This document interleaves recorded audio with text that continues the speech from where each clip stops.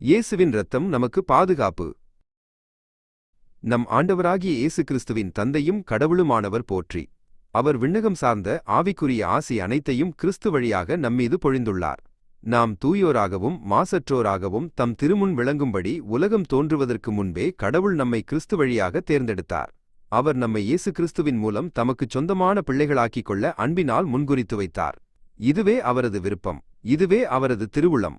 இவ்வாறு தம் அன்பார்ந்த மகன் வழியாக நம்மீது ஒப்புயர்வற்ற அருளை பொழிந்தருளியதால் அவரது புகழை பாடுகிறோம். கிறிஸ்து இரத்தம் சிந்தி தம் அருள்வளத்திற்கு ஏற்ப நமக்கு மீட்பு அளித்துள்ளார். இம்மீட்பால் குற்றங்களிலிருந்து நாம் மன்னிப்பு பெறுகிறோம். அந்த அருளை அவர் நம்மில் பெருகச் செய்து அனைத்து ஞானத்தையும் அறிவுத்திறனையும் தந்துள்ளார். உணர்வு: இயேசு நம் இதயங்களையும் ஆன்மாவையும் வளர்ப்பதற்காக நம் வாழ்க்கையில் மிகுந்த ஆசீர்வாதங்களை வழங்கி நம் இதயங்களை குணப்படுத்தி நமது பாவங்களை மன்னித்து நம்மை அவருடன் இணைந்திருக்கிறார். அவர் நம்மை தமது பிள்ளைகளாக தேர்ந்தெடுத்து அன்புடன் நம்மை அருகில் அணைத்துக் கொள்கிறார். ஒவ்வொரு ஆசீர்வாதமும் ஆண்டவர் தம் அன்பால் நம்மை பெருகச் செய்து அனைத்து ஞானத்தையும் நிலையான அன்பையும் நமக்கு அளிக்கிறார். இயேசுவின் பரிசுத்த இரத்தத்தால் நம் பாவங்கள் மன்னிக்கப்படுகின்றன. நமது இதயங்கள் கடவுளின் முன்னிலையில் தூய்மையாக்கப்படுகின்றன.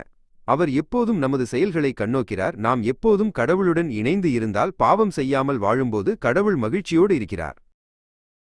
ஜெபம். அன்பான ஆண்டவரே, எங்கள் வாழ்வில் அன்பால் நிறைந்த ஆசீர்வாதத்திற்கு நன்றி.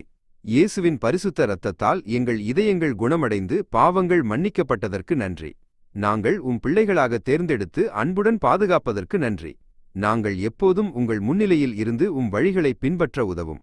ஞானத்திலும் அன்பிலும் விசுவாசத்திலும் வளர உதவி செய்யவும். நாங்கள் எப்போதும் மகிமையை புகழ்வோம். ஆமேன்.